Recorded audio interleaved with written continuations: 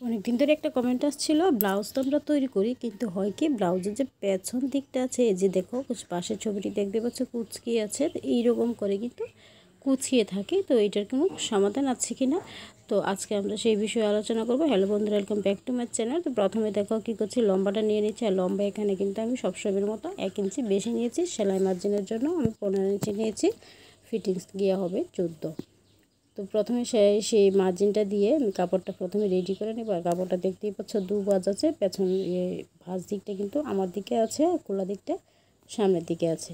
Scale দিয়ে প্রথমে সোজা করে দাগটা দিয়ে দেব।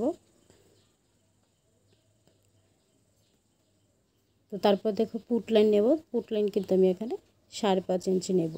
আর এই 5.5 ইঞ্চি কিন্তু আমাদের কাঁধ অনুযায়ী হিসেব করে কিন্তু নেওয়া হয়।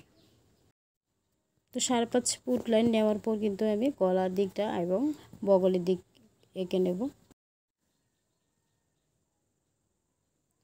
তো এখন দেখো গলার দিকটা কেটে নেব। গলার বিষয়ে বলে রাখি, গলায় যদি রশি দাও তাহলে কিন্তু গলার ডুরি যদি দেওয়া হয় তাহলে কিন্তু 2 ইঞ্চি নেবে, কিন্তু আর যদি ডুরি দাও তাহলে 2.5 ইঞ্চি নিতে পারো। আর ডুরি না দিলে কিন্তু অবশ্যই 2 ইঞ্চি নেবে। আর গলার নিচটা কিন্তু আমি এখানে 9 ইঞ্চি নামিয়ে নিয়েছি।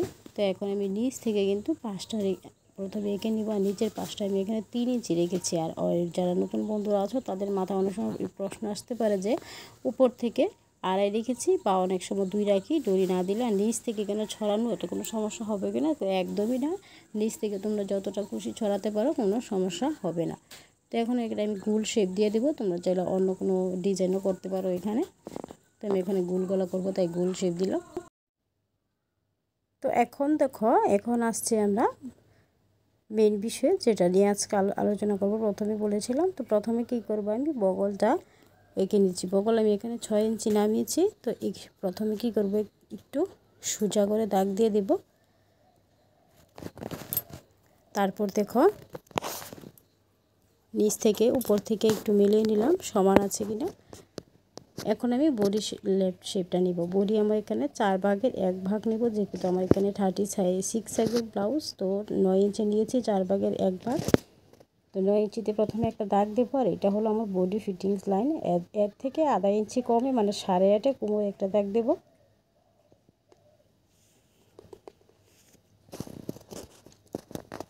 এখন এই দাগটা সোজাভাবে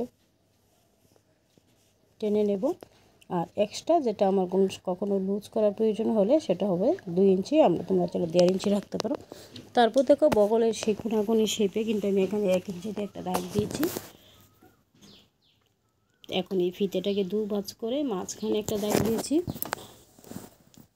এবার দেখো 3টে পয়েন্ট বের হয়েছে। এই 3টে পয়েন্টকে আমি একসাথে মিলিয়ে নেব হালকা করে গোল রাউন্ড শেপে।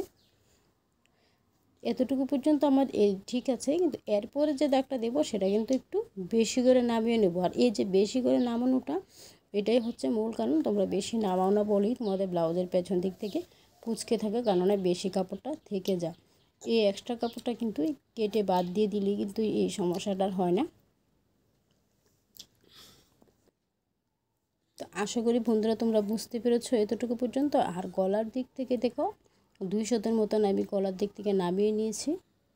তো এখনই কাটিংটা করে নেব। আর বগলের দিকটা আশা করি বুঝতে পেরেছো। তো তোমাদের যদি মনে হয় যে আমি যে কোনাকুনি 1 ইঞ্চি নিয়েছি সেটা তোমরা আরেকটু নামাবে, সেটাও করতে পারো। আর হালকা 200 নামিয়ে নিতে পারো। এইখানে যে বেশি কাপড়টা থাকে বলেই কিন্তু কুচকে থাকে। তো এই কাপড়টা আমি মনে করি কেটে বাদ দিয়ে দিলেই ভালো হয়, কেননা সেলাইয়ের সময় সেটা সম্ভব হয় না। আরেকটা বিষয় দেখো, এই যে টেকিংটা কিন্তু তোমরা অবশ্যই লম্বা করে দেবে। টেকিংটা কিন্তু 4.5 থেকে 5 ইঞ্চি অবধি দিতে পারো, কোনো সমস্যা নেই। ছোটো টেকিং দিলে কি হয়, কাপড়টা থেকে যায় বলে এখানে কুচকে থাকার সম্ভাবনা থাকে। টেকিংটা কিন্তু বড় ভূমিকা পালন করে আমাদের পেছন পার্টের কুচকে থাকাটা। তো ঠিক যেভাবে আমি দাগ দিয়েছি 2 দিক থেকে 2 সুত করে প্রায় 1/2 ইঞ্চির মতন উপর করে কিন্তু তোমরা টেকিংটা দিয়ে দেবে, আর একটু লম্বা করে দিবে, তাতে কোনো সমস্যা নেই। তো আমার কথা শুনে তোমরা এইটুকু করে দেখো, আশা করি তোমাদের সমস্যার সমাধান হবে আর কখনো ব্লাউজের কুচকে থাকবে না।